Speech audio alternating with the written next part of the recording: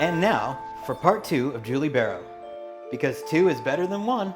I'm telling you, it's happening now, and I'm not bullshitting you. This is not. I'm not blowing smoke. It's truly an exciting time for me as somebody who is. I'm new to the game. I started in 2019, but I was enamored by the artwork immediately. I was just like, I couldn't not be obsessed about it. So the fact that there is this giant sea change happening in it, and I know I sound like a broken record, but I must say that you talk about these artists that are that need to be the creative trailblazers. You're one of them. I mean, you've proven it with your artwork that I've looked at. I mean, I have seen the evidence. It's there. You have the ability. I guess the real trick is that finding a way for it to work with your current health limitations. That's the real. I mean, that's probably Yeah. the biggest. And that's really because as I try to sometimes explain to people when they're like, why are you not pumping this stuff out the way someone else would pump it out? And I always have to explain, well, I'm not a professional illustrator. I mean, let's just be clear. I was at one time, but I currently, I actually am a professional picture framer, Which, and, yeah. and so I run a business. And so illustration is not something that I do as a living. And so people who are pumping this out, they are professional illustrators. That's what they do. The other thing is, of course, too, is I really have to go with the ebb and flow of my illness. Um, and when I say illness, it sounds really dramatic. It really isn't as dramatic, but I have to be mindful. It's like type 1. Addison's is like type Yeah. 1 diabetes. It's the same, in the same range. Yeah. So there are times where I am, I may look super healthy, but I'm teetering, and that it could be that tomorrow I'm in the hospital. And Yeah, you play fast and loose too much, and then it's you can really, like, that could be it. It's yeah. And when you talk about because the adrenal glands manage, your stress hormones. And there are all kinds of stressors in the world. You've got your physical stressors, but you also have your mental stressors, and your body treats them all the same. So if I'm burning, the midnight oil, cranking out illustrations after work, there will be a consequence that I have to pay. And so there are times where I'm like, I'm sick. I can't do anything right now except rest. And because I don't want to go in the hospital. And I mean, that's why we can't believe that you would. I mean, how can you be so selfish? Right. Well, I actually did have there was a gamer once, and this is where I actually shut down my Facebook account after this because I was so Oh my goodness. agitated. But there was a game artist that wanted, or not, I'm sorry, game fan that wanted me to do some alterations for them. And at the time, I normally didn't do alterations, but I made an exception in his case, right? But he wanted them for he wanted them in a certain time. And he was really adamant that he had to get them by this particular time frame. And at the time I was getting really sick, and I actually wound up in the hospital. I was hospitalized around that time. And, but I completed the art anyway. Wow. But it was a day late, and I left it because I was in the hospital. I had the art, or the cards that he had commissioned me to do something for, left at a specific location for him to pick up. And a friend of mine was there to give it to him, and he was throwing a temper tantrum because I wasn't there to give it to him, and also that I was late and blah blah blah. And my friend was like, you do realize that she's hospitalized. She's been in the hospital. She's sick. And apparently that didn't matter to him. And so I was like, okay, you know what? I can't. That's awful. I mean, that's unacceptable. Whoever this person. Yeah, my friend was really pissed off because he was like, do you not care that she's sick? Yeah, it's like, fuck you, dude. Just fuck you. Like, seriously, I just honestly, whatever it is that you think you're entitled to, you're not, and goodbye. Like, yeah, it was a very much an entitled behavior thing. Yeah. And I, and the thing was I had initial, originally with him, I'd set up initial parameters. I was like, okay, I'll do this for you. Here are the parameters. And he agreed to them. And then he started changing them. He's like, well, can I get it this time? Can you actually drop it off here instead of here? Can you actually? And I'm like, I can't keep making these changes. I don't do this normally. Anyway, so I got really turned on at that point. I just was done. I was like, I'm not doing this anymore. This is frustrating me. And then I kind of softened up after a while, because I realized, 95% of folks out there are not like that. They're really nice people. They're accommodating. This is just the one bad apple that's making it unpleasant. And so I loosened up after that. Plus, I also started working with Mark, and Mark is awesome. Yeah, he's a great guy. He's a great guy. Yeah. And so I really enjoy working with him, and he does very much understand everybody's situations, and he advocates and things like that. So he's a good guy. Well, that's what you have as somebody, an agent should do for. It's like to be the one that says, hey, listen, buddy, I know you want this, but it's not going to happen. So if you have a problem, you can write me. But right now they're busy. So right. And he totally gets it. So yeah, I mean, you can tell just from talking to him that he. Oh yeah. And so there have been times where I've been feeling terrible on his behalf because I'm stalling for something. And it's not for lack of not wanting to do the work. It's oftentimes because I'm sick, or, and I keep him up to date, like, hey, like when I got COVID, hey, I'm so sorry. I'm sick. I'm so sorry I got COVID. I'm like, and he was like, just get yourself better. And, right. and he was great. And the folks that he was working with were aces. They were great too. And so it made it a lot easier to function in this capacity. And, but there are a lot of expectations with artists, and because people are very much, they're focused on their collection, and they're also, so they get really tied up with their collection and what they have and what they want in their collection. And sometimes they forget that the rest of us, the artists that are providing that part, have lives, and you're a human being. You guys have got to do stuff like eat and use the bathroom, and especially for me. And I'm not trying to make excuses or anything, but I get not an illustrator anymore, and I do run a business, and I have these conditions, and so it's a very secondary thing. So I don't always get all into it, because it's just not a primary focus of my life. Yeah, I mean, it's not, and making excuses is a valid thing when you have an excuse that is I mean, like, it's shocking that somebody could be like, oh, you're in the hospital, but I still need that card. That is almost, to me, it's a borderline sociopathic, because you're willing to overlook another person's suffering because you want your thing that you want, when it's just right. Well, and I think it was an importance thing. Like in this guy's head, he was an important. Why am I putting him off? And that's why I was like, this is getting to be really weird. And and I think that there are people who are very focused on their collections, or they're sellers, and they have like, we deal with a lot of people who resell, and so right. They have like an idea of what they can make off of your cards, but they want it at a certain time, and this and that. And how do we feel about that? Do we like that? I have mixed emotions. On one hand, and it did help to run a gallery. I understand True. the art broker, kind of the ins and outs of dealing with stuff like that. But and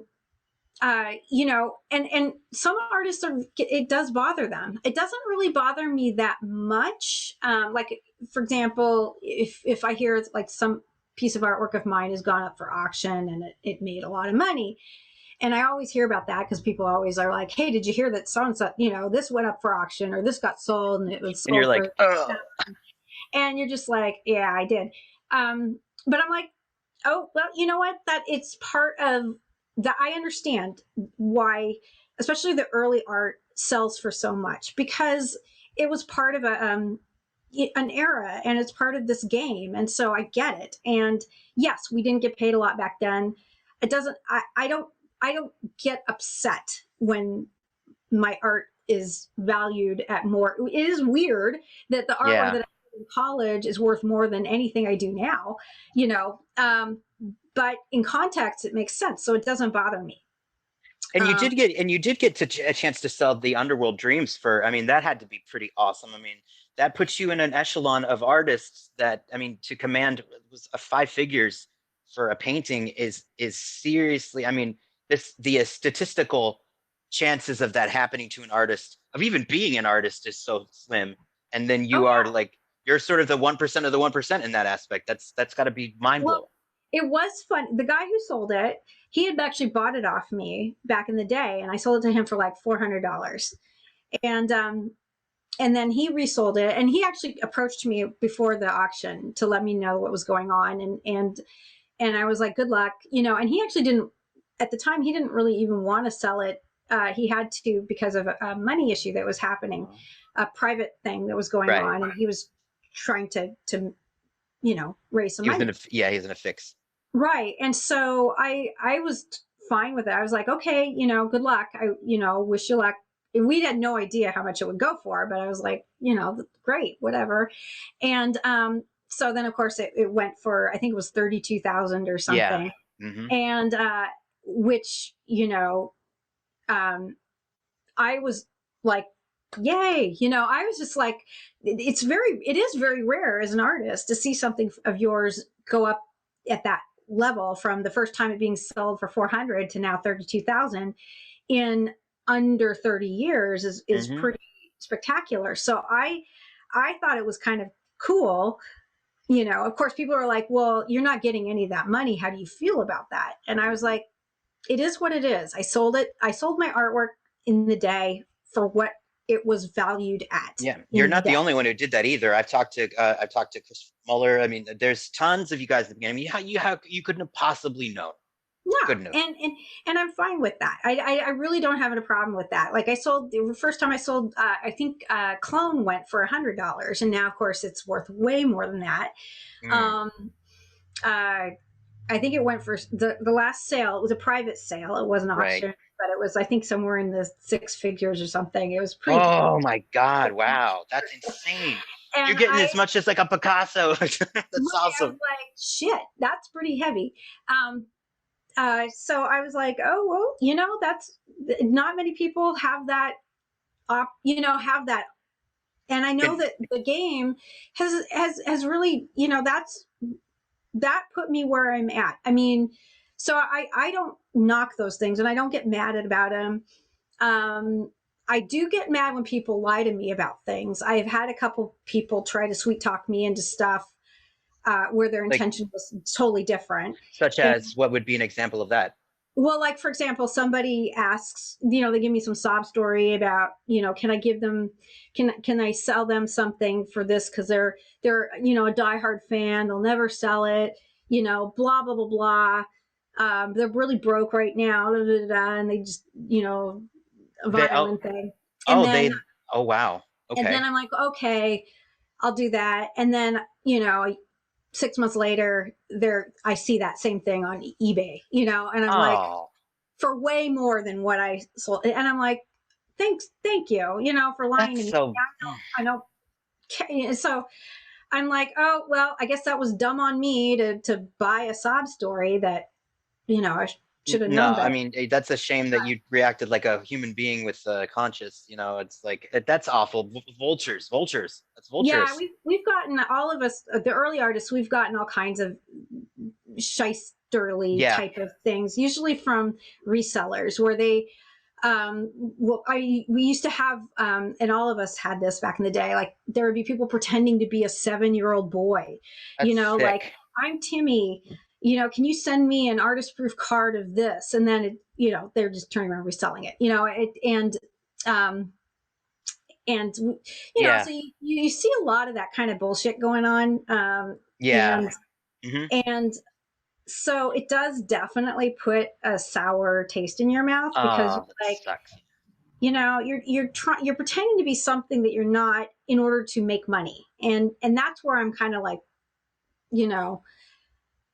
that's not cool. Yeah, the trepidation makes sense. It makes sense. And again, and I talked to Anson about this too, but like there is a certain unique kind of thing with you guys being the original ones, that there is this almost like ravenous need to get a piece of it, whereas the newer artists, they don't have, it's a shame, because it people do things that are just like despicable to get it. And it's a bummer, because they're not just ruining and making it unpleasant for you, but they're limiting what genuine fans, people like me, people who appreciate it, would get a chance to see, and they're robbing everybody of everything, and that's a shame. Again, every time you do something to, especially a well-meaning artist, there's a couple of folks that I feel like have really big hearts and are very kind people. Artists tend to be more empathic when they do like jobs where what sociopaths do versus what empaths do.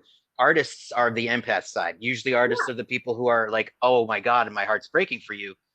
And so when they start getting hustled, you do see them getting a little more. I mean, when you meet an embittered artist, that's probably someone who got hustled repeatedly and just had enough. And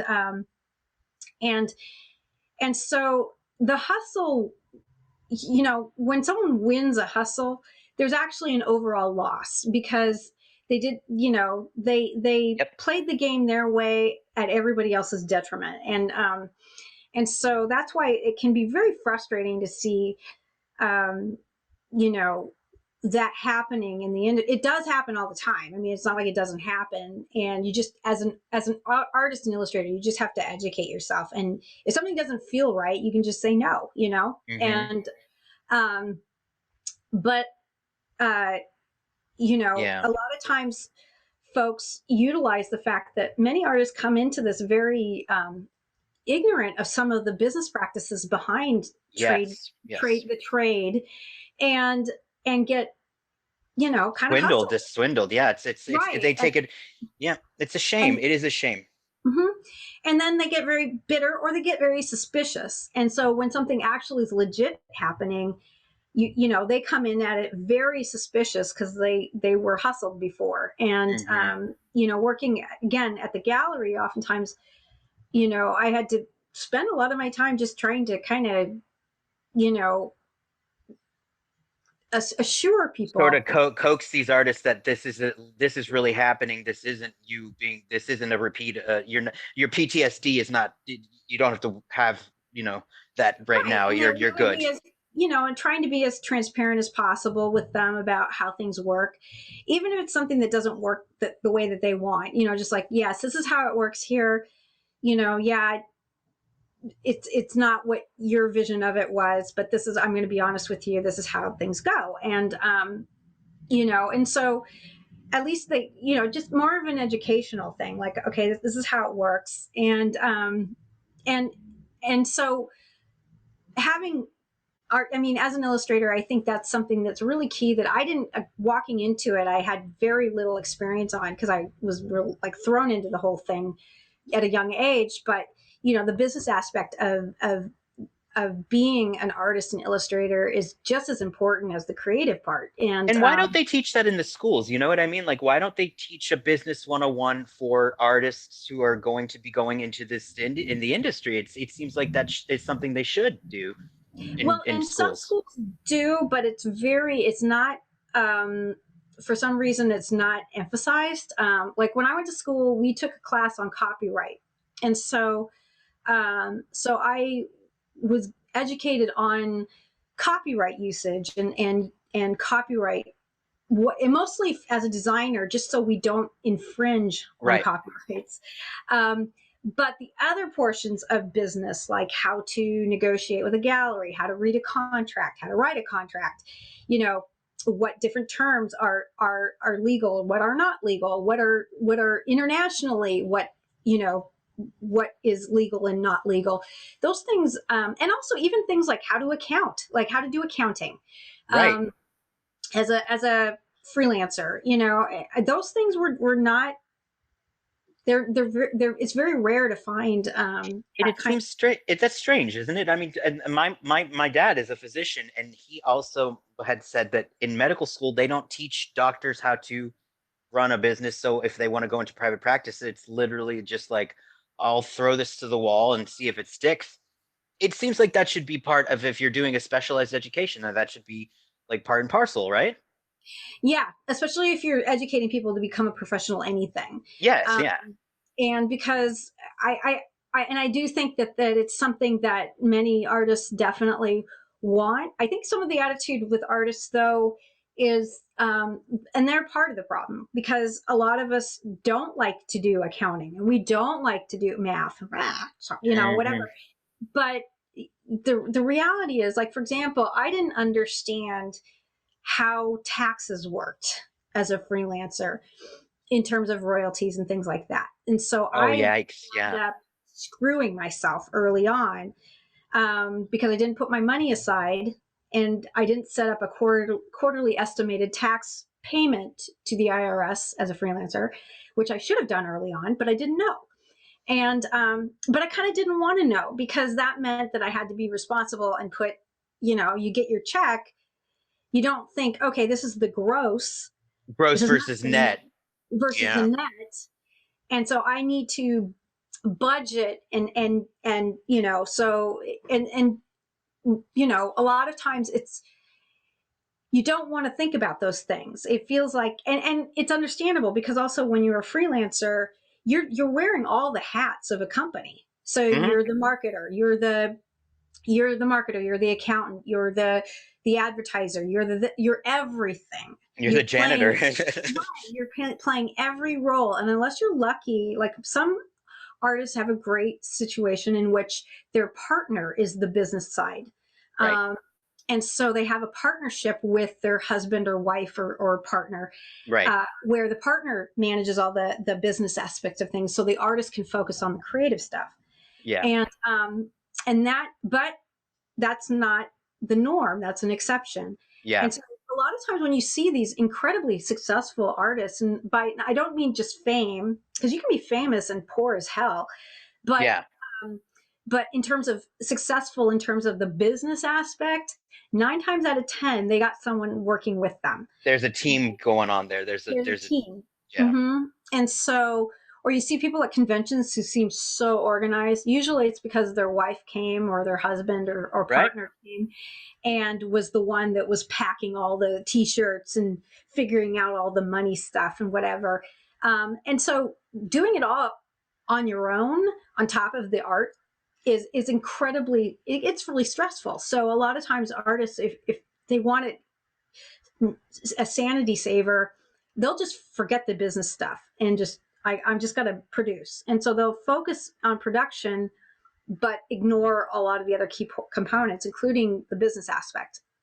Oh, And that's they so don't want to deal tricky. with it because it reminds you of how ignorant you are, you know? Right. And so a lot of them don't even want to learn it, because they do realize that they already know they're behind the eight ball, and and it's going to not be easy, but it's like validating it. And the funny thing is once you really understand it, it really isn't so hard. Uh, and our brains really can handle that information, but you're kind of brought up as an Yeah. artist illustrator. You have this identity that's really enforced. Um, and some of it's enforced by some of the brokers and business people, because they don't want necessarily you to be as up Uh-huh. to the game as they are. Nothing. Yeah, they're nothing better than an ignorant artist that can make money. They have an advantage if they know more than you do. And so um, so they're always going to be like, oh, you just do your thing, I'll take care of the business stuff. um, And then and they take care of you. and so there, it is kind of a weird world. The art world is incredibly dysfunctional. It's very weird. It can break you, Yeah. especially as you're neck deep in it and you realize that there are parts that you weren't educated on early on and now you're screwed. And so you do wind up with a lot of really bitter, angry artists by the time we hit our 40s and 50s, you know, Right. broken. Yes. That makes, And yeah. and we do have these very emotional sides to us, not all of us, but you know, where people do sort of break a little bit. And you do meet you know, you'll meet an artist that you're shocked, you know, they're in their 50s or 60s now and they just seem like these broken messes. And That's it's sad. understandable when you I mean, realize yeah. on the back end what they had to deal with, and how they feel kind of trapped. A lot of them do Yeah. feel very trapped. And a lot of us also have a feeling like we're no good at anything except for the art, you know? And so many folks, when it really is time for, and I don't want to say retire from art because I think that you're just going to keep doing art, your life anyway, Hmm. but just kind of like stepping back from the business of it to, for, as a sanity saver, like do something a little different, or, you know, not sell, you not focus so much on the sell of you know, the hustle on your side, you know, do Right. something different so you can reset yourself and re-energize yourself and then come back in the game. But a lot of times artists truly believe that if they step back, They'll the lose it. they'll lose it, and Mm. that the young folks are going to run, you know, run them over, and they'll be a has-been, you know. Mm. And I kind of, you know, I remember when I had to step back, and so many people were like, oh, it's such a shame, it's such a waste. And I'm like, no, I really need to do this because if I keep going, I'm gonna die, you know, like I Like, can't do yeah. it like this. And I need to kind of step back, take care of myself, take care of my business, my house, my everything, and kind of reset myself. So when I walk in the door, I'm, you know, Alive. yeah, I'm not a mess. And that was one of the reasons why when I was working on Dota 2, I realized I wasn't ready to jump back into the, you know, illustration world at that point, because there were aspects that I could not keep up with that were important. And you know, like deadlines and revisions and things like that I needed to. I'm like, okay, this is areas that I'm at a deficit. So if I ever was to come back and do illustration, I need to, you know, better plan these things and work these things out and talk about, you know, here's the things that I'm good at and here's things I'm not so good at. Can we negotiate something? Yeah. And then be honest with it. The other thing that we tend to do is if we can tell that we're going to biff a deadline, as an illustrator, our first inclination is, especially when art directors are trying to hunt you down, Yeah. Oh, you hide from it, don't you? you hide. and Oh, and because you know that you're screwing up, but you kind of hope that you can save the day at the 11th hour and hand them what they need right away, but you're embarrassed, right? So you tend to run away and hide and not answer them or whatever, which is frustrating for them because they've got people to answer to too. yeah. So I always, especially when I was curating shows, and this would happen to me with artists where they just suddenly disappear, you know, 3 weeks before a show. And is just to, when things start, when you sense that you're slipping on your deadline, or you're at a point where you're confused or there's a problem, contact your art director right away, because 9 times out of 10 they have an answer for you, or a solution, or an option for you to try. And Right. the sooner you do it and get it done, the better. And even for young artists, I'm always like, work with you might feel it's a weakness or a deficit. The art directors have seen everything. They're used to all the, when you think that you're having a deficit, you think it's just you. Hmm. And 9 times out of 10, you're actually part of the majority. Everybody's got Right. Yeah, it. And exactly. so, It's like you're the third one today for them, so don't yeah. worry. So they're like, this is not any big surprise for them. So it's like, just suck it up and be honest. And it's very hard though, because you don't want to let anyone down and you want to do a good job and everything. But you know, there are issues. People get sick. People, you know, stuff comes up in your life. You wind up, you may have time management issues and you screwed up on your time management, or you know, something goes wrong, and that's just life, you know. And so And these things I wish they would teach you in school. Yeah, That it's important, and this is why I do these interviews. And I mean, and I am fascinated by it. And you've got a lot of stuff. It kills me that I have to let you go in a few, only because I timed out something to ask you about the gallery. I was okay, but we're real quick before I let you go. I want to know if you can give us, because you talked about you had some very prominent people coming in, getting frames done. And I was wondering, are you allowed to say like what pieces that you've done, like maybe some like greatest hits of things that you personally got to see in person frame that you're allowed to talk about, or is that a faux pas? it's not so much a faux pas, but there is a client business Ah, okay. agreement. So because it's their private property, I can't release Damn, information yeah. about things that have been that have come to me. Um, there have been some pretty big ones, like I won't say who or what it was, but like a Quentin Hoover thing came through once.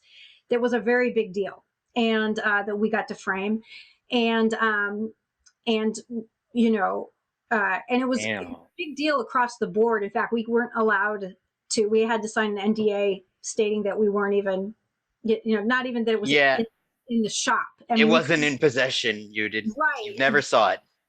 Yeah. Wow. We did have we've seen a lot of magic pieces come through. I actually this week we've actually had two collectors come in with pieces from the recent set of and every artist you can think of has come through, which we're very excited. I really love doing collection art, and I'll give a shout out to my frame company, because I'm one of the owners. I'm not the owner, but it's in Seattle. It's called Mainframe, and we Mhm. do specialize. One of the things that I'm very proud of is that I developed a way of framing play mats, Oh uh, yeah, which is is that's a very good difficult idea. to Oh frame. yeah, And that's where someone tried to glue the mat to something, which you don't do, or um, the mat, of course, because it's heavy. It's got a rubber latex backing, right? So right. it would, sort of Ripple and fall or ripple or whatever. So I sat down and I was like, okay, let's figure this out, and came up with a way of not only framing it, but conserving it. So it's conserved, everything's archival, and to manage, because one of the problems with playmats is because it is all the materials used to create the playmat are commercial grade, right? They're not archival, right. uh, so they're very difficult to conserve in general. And one of the problems is that the back side, the latexy rubber side of it, is consistently off gassing and breaking down. I see. And it reacts to oxygen and it off gases, and that can cause all kinds of problems over time. You might not see it in a year or so, but 20 years down the road, you're going to see all sorts Yeah. of crazy It's gonna shit. it's gonna rot. It's just Right. It's going to, the black stuff's going to crumble off. It will change the quality of the front side. I mean, you're just all kinds of things that'll happen. And you never know, like when the artists are drawing or signing on it, what exactly they've used with their can't be pen. good for it. Like the permanent markers can't really be good for it. And yeah, and the markers have their own issues and everything. So, and I have a background in conservation. I used to work in a museum for 4 years as a curatorial assistant. What don't you do? I mean, you literally have done everything in the art industry, and I know I've worn many hats, and yeah. so and I have a very good relationship with some conservators in the United States, and I get trained regularly on the new and improved whatever. So we did come up with I didn't patent it or anything, but it is a certain way of framing playmats is that kind of cuts it does everything, and it looks perfect. It doesn't move, it doesn't ripple, it stays where it's supposed to, and it looks great. And so we're one of the only frame companies in the United States that knows how to do this, just because the collectors come to us and they've got these really unique collections. Yeah. And then we've also done these LED lights, inside light shadow boxes for posters and all kinds of crazy stuff. We're very fearless in terms of the way that we frame. Um, so I wanted to bring that up because, yeah, we've gotten a lot of art and you know, in the game industry, and we're very proud of that, and we love looking at it. And it's fun because I know a lot of the artists too. So when something Yeah. comes through, I will like, hey, I And you're got like, oh yeah, I remember getting a couple drinks with him like a few minutes ago, or to her a few minutes right. ago. Or they're like, and they want to see what it looks like. They're like, oh, can you send me a picture? And so it's really fun for me. And every once in a while, something of mine will come through, which is funny. Um, It's funny. That so is funny. yeah, but it is a lot of fun, and I really enjoy working with the collectors, and they always have really great stories. And we have three primary collectors we work with, but all sorts of people come in, And yeah. and can somebody like a regular person who has a playmat, can they? If do you have to be local to the area, or is there a place online where they can go to a request or put an order in? And do you do something like that? We do. They're a little harder to manage if someone's out of a town or whatever. We do ship, Mm-hmm. so we do have that capacity to, if someone's, let's say, out of town and they're like, hey, I have a playmat, can I ship that to you? Can you guys frame it? Um, and it's a little more difficult because it's doing things over online with molding and stuff like that is like, a little more kludgy because, like you're completely basing things on pictures. So it's like Mm-hmm. what you see in your photo, you know, is completely dependent upon like how your phone resolution Right. is and all Yeah. that. Okay. So it's a little harder unless you're doing really basic stuff like a basic black frame or whatever. But we have done things, we have outsourced. So where someone's shipped in a playmat or a card or this or that, and then we've done the framing, and then we ship the finished piece. The only thing I recommend is if it's something really valuable to you, to work with your insurance company on shipping insurance, because even though FedEx and UPS have an insurance section, it's not actually insurance. It's just how much money they are willing to, up to a certain point, pay you back if something goes wrong or your piece goes missing. But the so those are the things I recommend, is just to make sure that you've got all that in your kind of locked up. Well, I mean, But yeah, we've done yeah, that. that's where in the website. I'll post a link for it, and if I can remind you before I let you go, to if maybe you could, I don't know, can you provide us with examples of the playmats framed? Because I'm just curious to see this, honestly, as somebody who owns.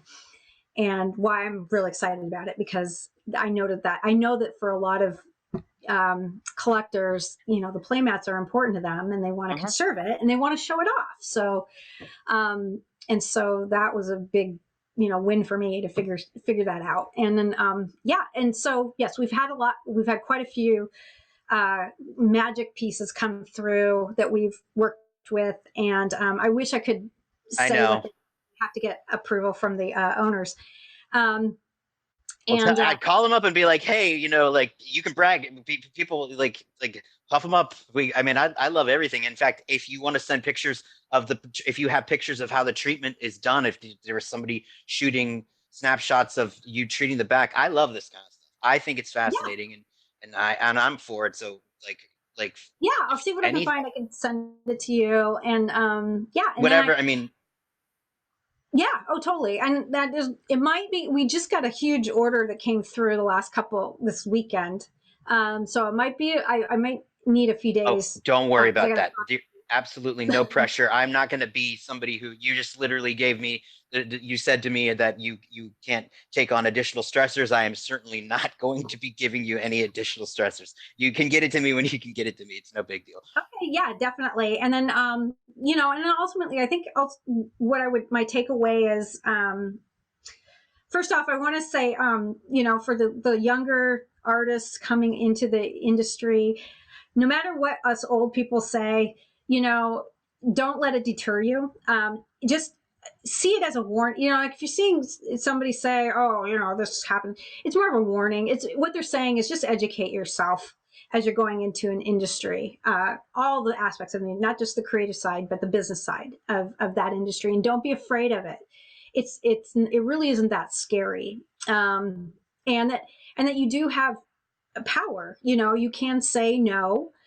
You can say, I want this, and stick to it and not get bullied into something that you're not comfortable with. And also, when you're working with art directors and things like that, these people are working with you. They're directing you, but you're part of a team. And so if there's something you need or you have an issue with or whatever, don't be afraid to talk to them. And you're not you're not being weak if you have an issue that you need to address with them. And oftentimes they'll have an answer that you didn't even think of, to deal with something. So, sort of with the younger crowd coming in, it should stay exciting, but just do your homework. And Hey, it's sound advice. I mean, people need to hear it, and there's no better person to tell it than people who have lived to tell. yeah, and I do think that there was, I still do art. I still have a couple of shows coming up. They're in Europe, of my own work. Yeah, I've got one of them has been put on hold because of pandemic. It's in Vienna. Oh. And then there's another show in Germany that's coming up in a couple months that I've got. Wow. What is, I guess I could ask you 1,000 questions real quick. What is it about? What is the theme of the show? Is it anything specific, or is it just personal pieces?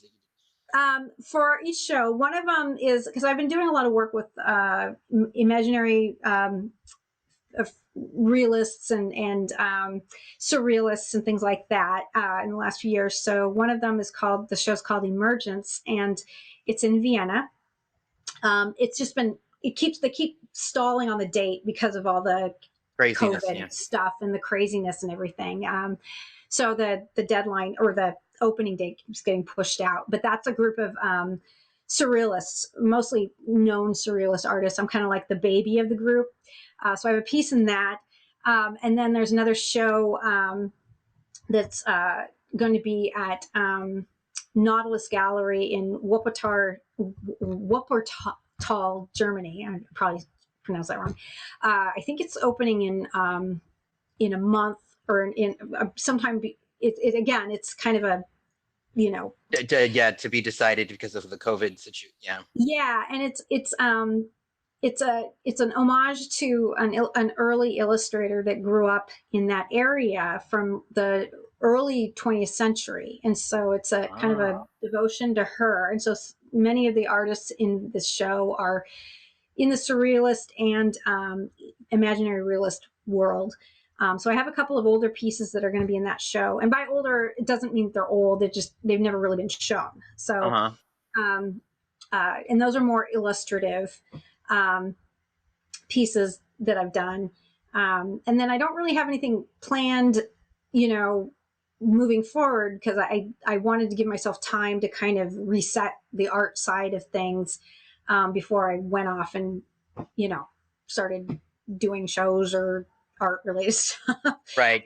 That's understandable. I just got to get my back end stuff taken care of with the post-COVID issues. But absolutely. But yeah, so I've got those things coming up. But yeah, I'll send you stuff. I'll send you all the links to things. And I wanted to give a quick shout out to a little boy named Spencer Hyatt, who's a 3-year-old burgeoning, artist. And he was showing me his artwork last night. And he wants to be like a Pokemon artist.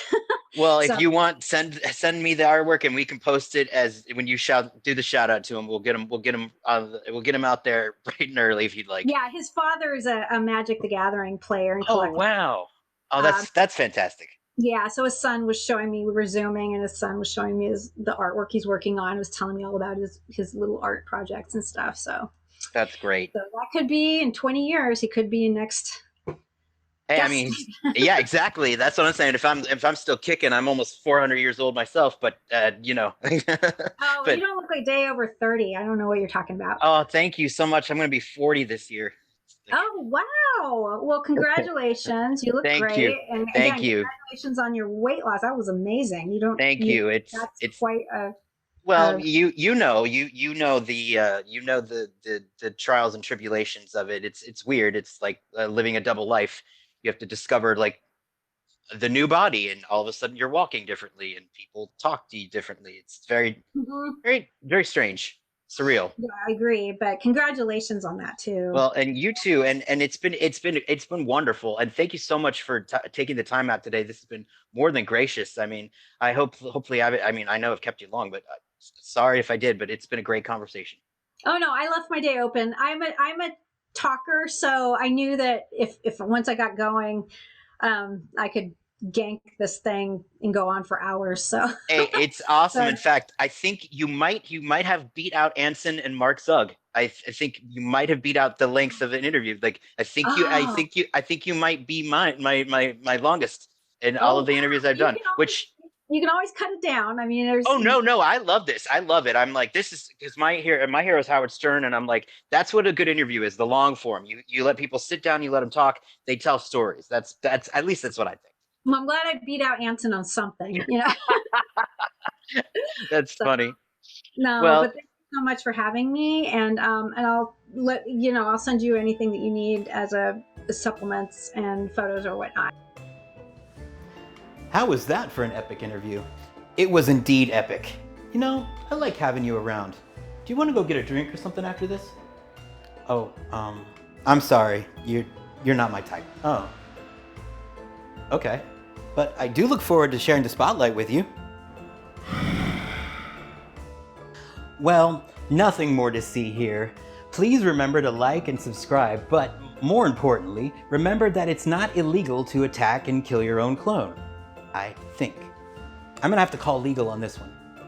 Anyway, until next time, I got a scoop.